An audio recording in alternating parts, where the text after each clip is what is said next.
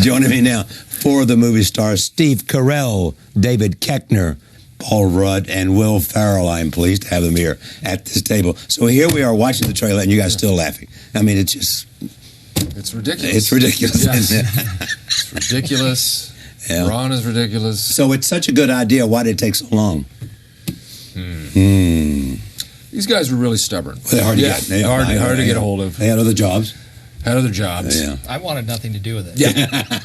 Wouldn't talk to me. Well, you were into drama by now, weren't you? Oh, yeah. Yeah, I am comedy just... prepared you for the big role. I have a pretense about me now.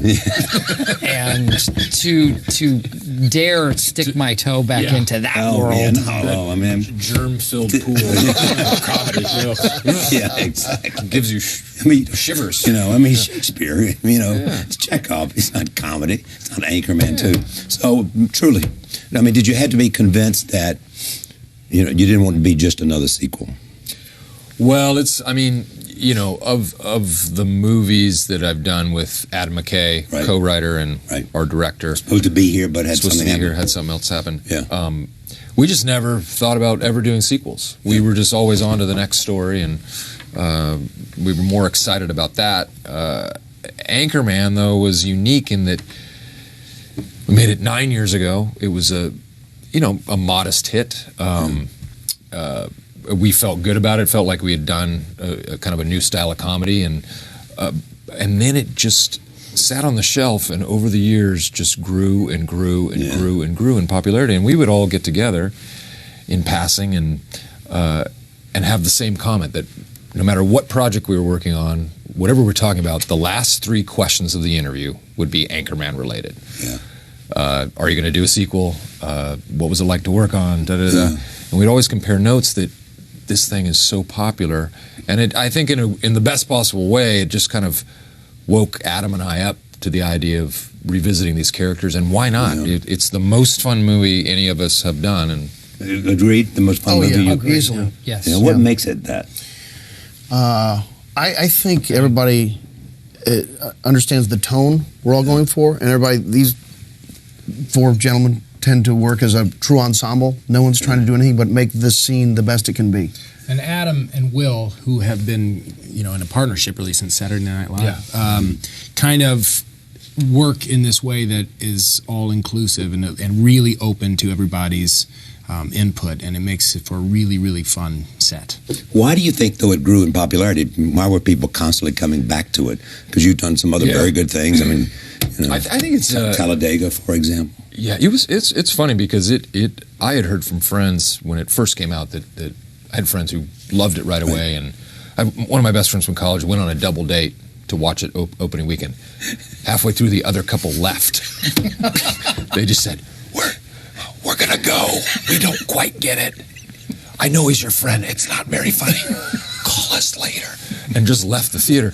So, and I don't know if you guys had heard some of those things, but it was not that so severe, but yeah, it was so kind of left of center. I don't know if people kind of understood it at first, No, but I don't think they did. Often hear that people didn't think it was funny the first time, but then on subsequent viewings, viewings, we're just and enamored of it. Yeah, people discovered jokes they'd missed the first time, and it's one of those things they'd watch 2, 3, 4, 5 times, and upon those repeat viewings, they just felt just such ownership to the movie and the characters and those lines. And a lot of DVD sales, I'm told, too. Yeah, I guess it performed remarkably on DVD, Charlie. Real good number. I don't know if we have the numbers. Do we have the numbers? Okay. Yeah. Now, here's the thing, though. It's so good, and it's so part of the culture. You did not need to market it this time. I don't think we did. It did nothing. I wish you told us that 3 weeks ago. You know what? I know, it's kind of bizarre. Yeah. In its defense, I have to say it's been marketing or what? In the marketing's defense, I think it's remarkable because so much of it has been on Will's shoulders, and he's been going out in character. And you told me a story that, you were at this one event where you weren't sure, you weren't aware that you were going to have to do 45 minutes of improvisation. It turned into a press conference. Yeah.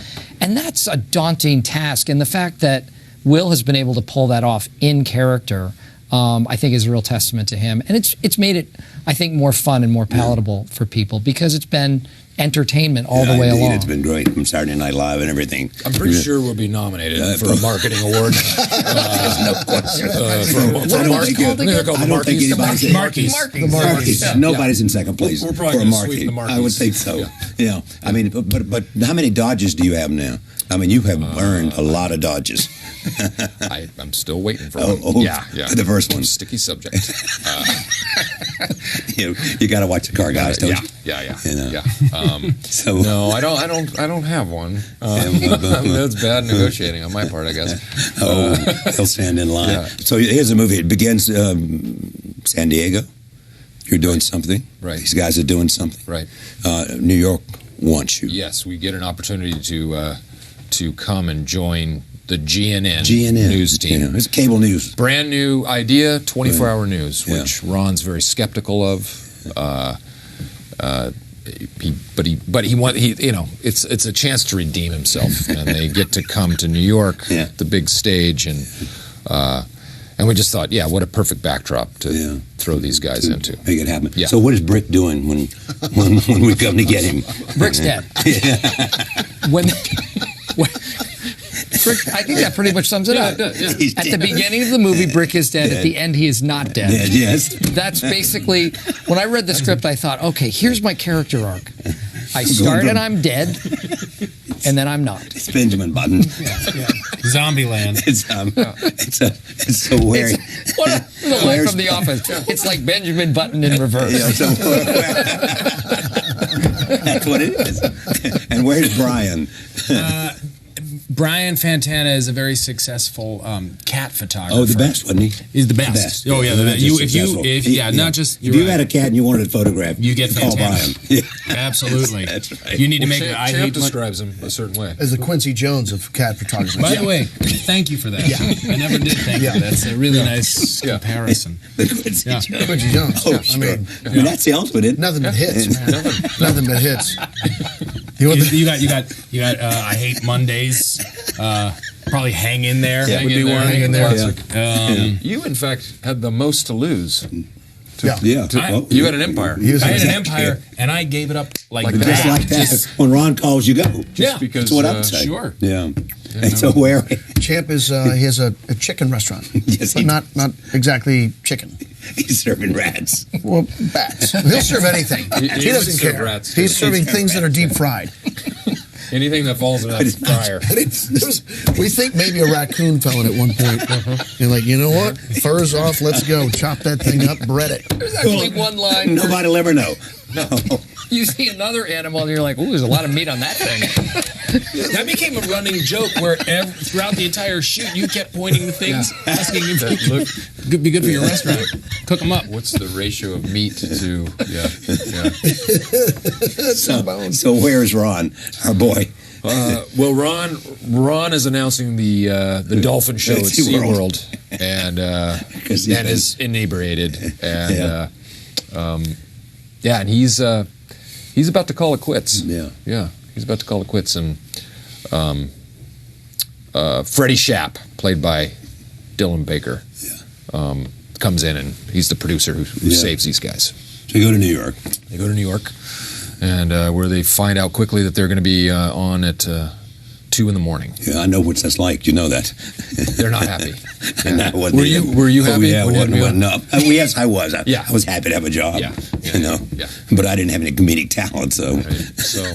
So they're given the graveyard shift, and have to figure out a way to get viewers, and they stumble into developing basically infotainment, and all their bad instincts are actually bring in viewers. Because Ron complains, why do we have to tell them what they need to hear? Why can't they tell them what they want to hear? Exactly.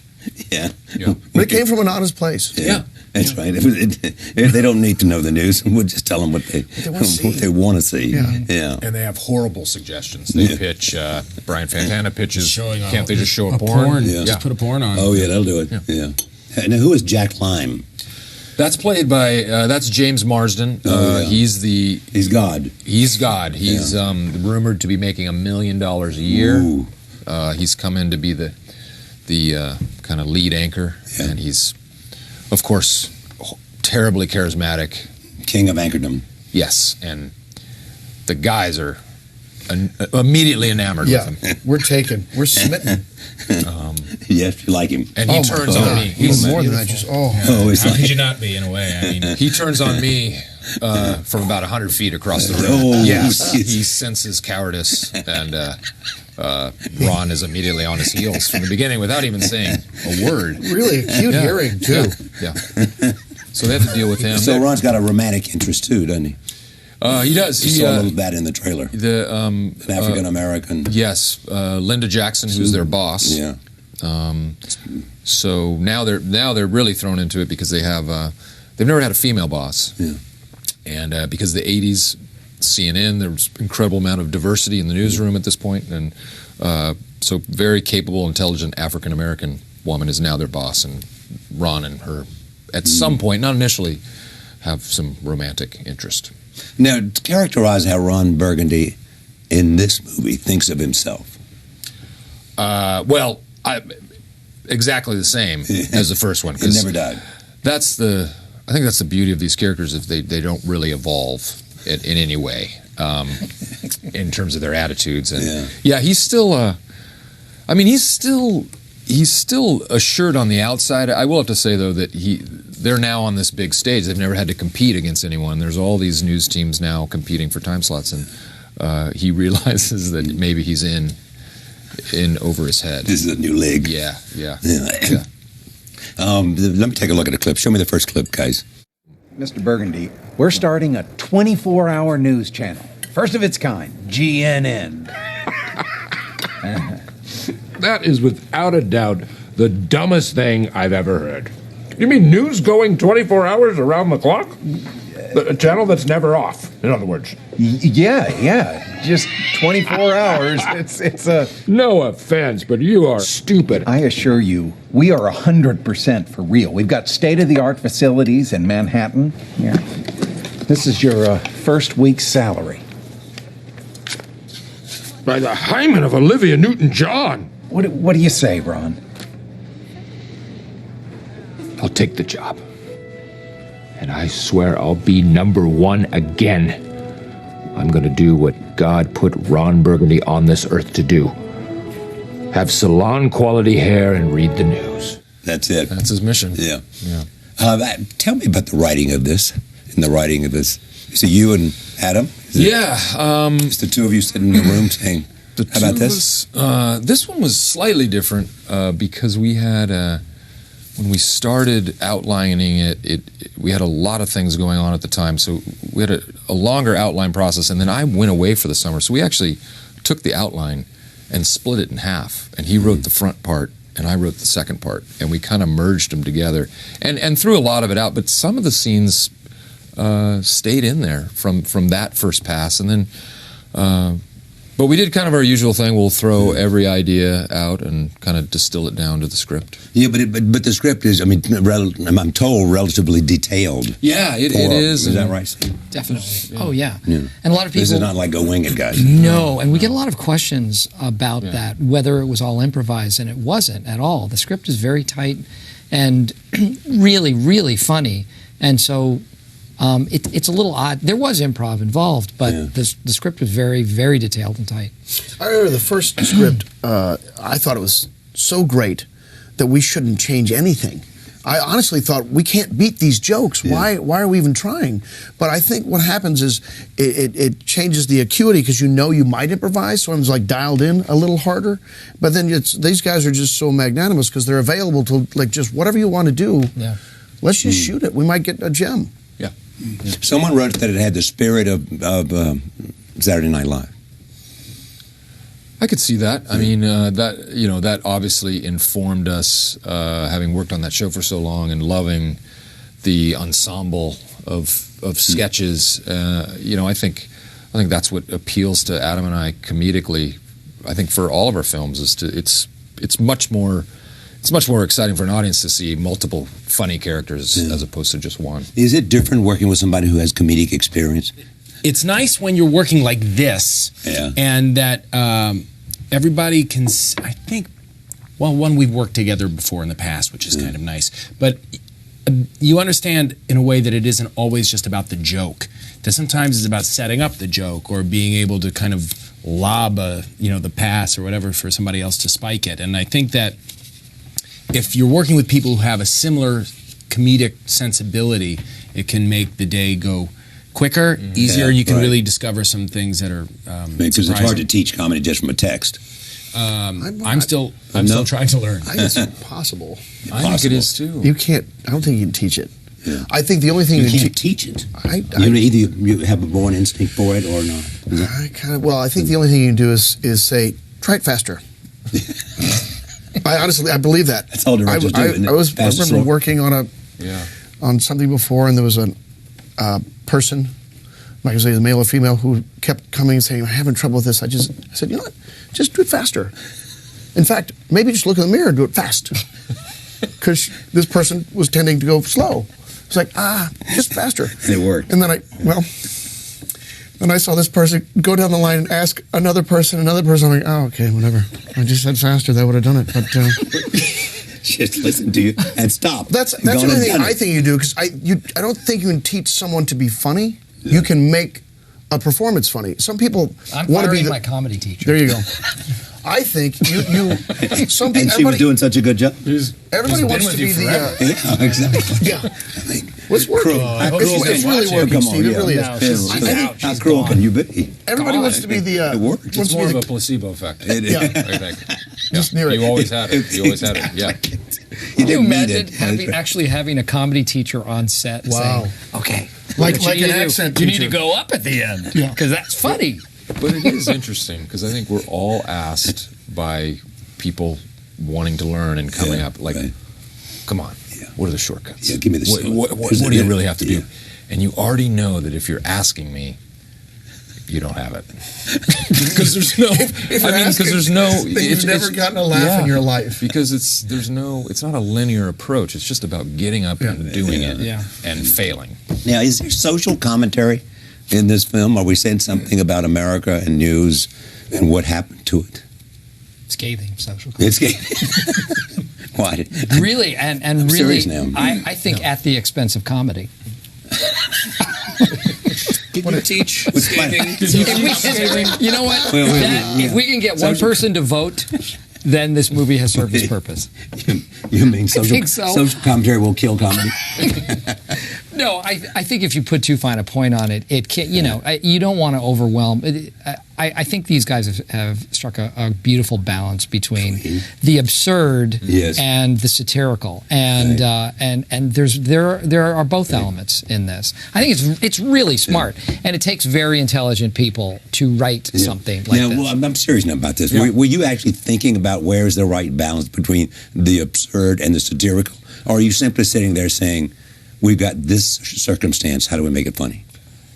Well, I mean, the journey was this, is that as we thought about all the potential landscapes for this sequel, the one we kept landing on was 1980, the beginning of 24-Hour News. And once we made that choice, ultimately we're trying to make a funny movie. But once we go to 24-Hour News, you can't help but to comment on what's going on right now. And we also thought it would be funny and satirical to have Ron Burgundy be the one who discovers that you can put a car chase on the news. Yes. Even though it's not news. But the audience liked it. But the audience likes it, and I think the audience is fortunately laughing really hard, but also going, "Wow, that you do take some interesting little shots here." Yeah. Which is, it's great to kind of do both. You also were able to get a whole bunch of cameo appearances in this movie, even Kanye West. Yes. And how do you do that? I mean, good question. I mean, what's wrong with that question? No. Thank you for asking. Yeah, thank you very much. I mean, looking at me I just got caught up. I mean, I'm on Charlie's side. That's all I know right now. Exactly right. You're in the right place. Yeah. So you go to Kanye and say, "It's my movie, Kanye," and you're not singing. You're just here.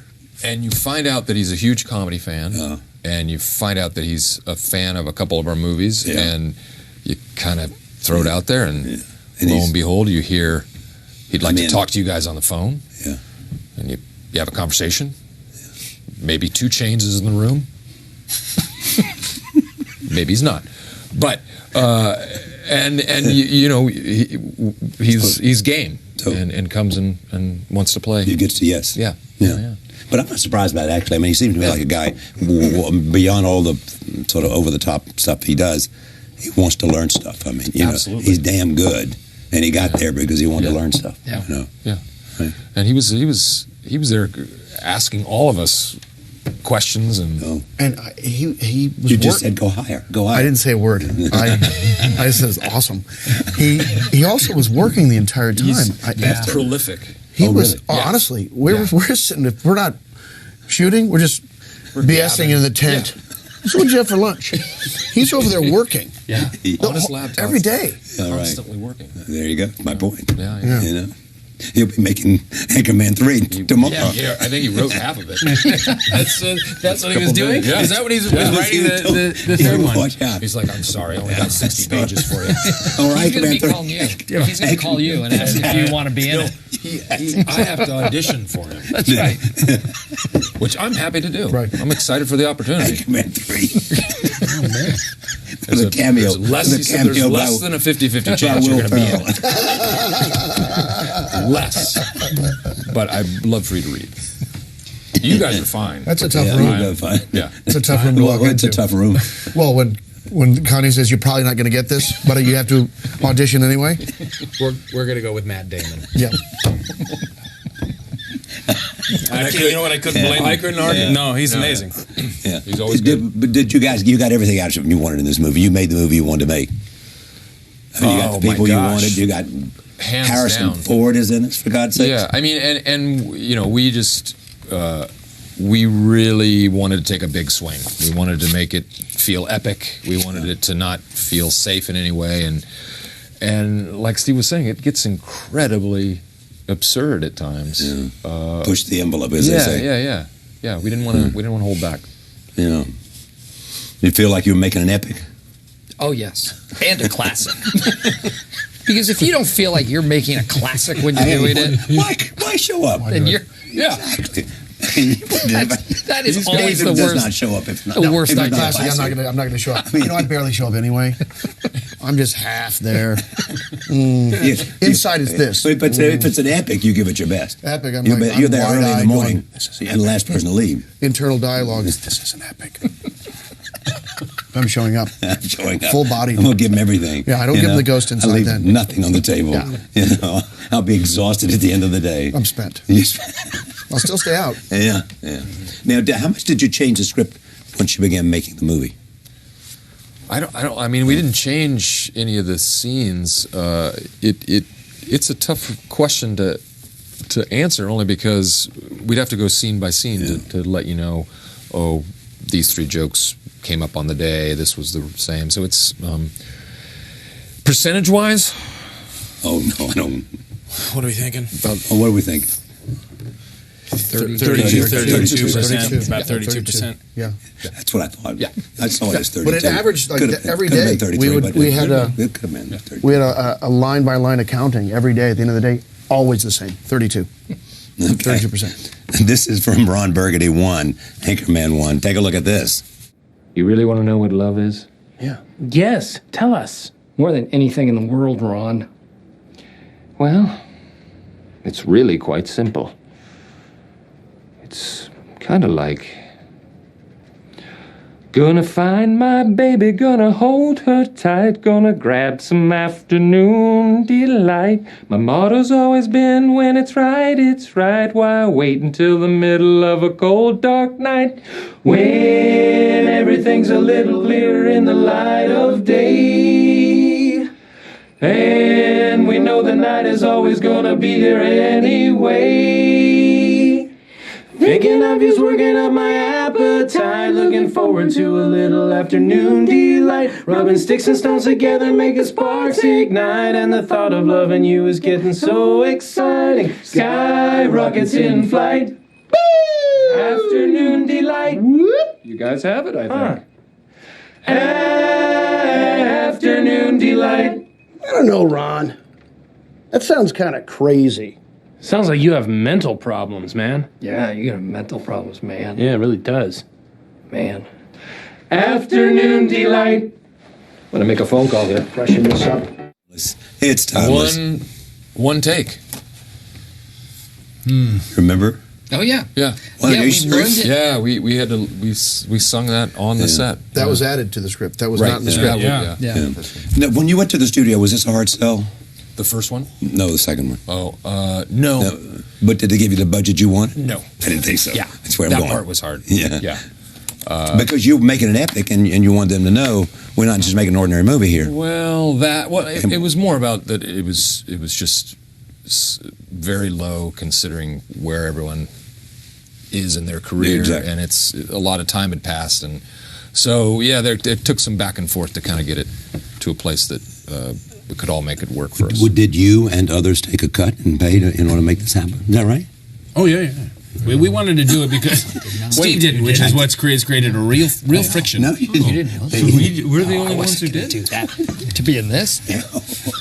Well, I guess you've been, I take you've it been back. a star, maybe, but I mean, only it's Paul and I. ensemble stuff. I mean, honestly, His from ensemble. the first inkling that there might be a second one, we were all on board completely, and no matter what any of us. These guys said yes without even a script. Okay, but let me just understand Absolutely. that. Because is it because the first one was so much fun, or because you just love Will and Adam, or what? All of it. Yeah. It was so much fun. We loved them, love each other. Yeah. We loved being a part of that first one. We knew that they would write something that was going to be really fun to be in and funny to watch. So we had complete confidence and faith. I think And now look where we are. I think the first one, the first one was so kind of major for all of us. I mean, it was such an important part of our lives. I think professionally and personally. I mean, it was a really great experience. Yeah. So, but what makes a great experience?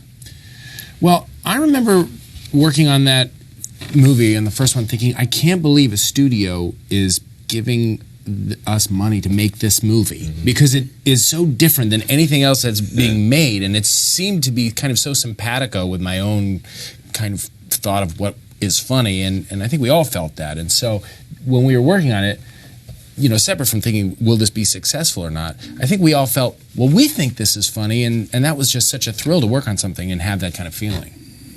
When you guys would sit down, when you and Adam sit down, I mean, is it, and you laugh, Yeah. do you generally find those laughs are duplicated? In other words, is your instinct as to what's funny always the same, or are there times in which you say it falls a little bit flat, and other times that you didn't expect it to go so good, Exactly. it goes good? Yeah, it's always that. It's always that balance of you know, come up with something where we have tears in our eyes and we're like, I hope other people think it's funny because gosh, this is funny, and then oh, we were right, or oh, that did not work at all.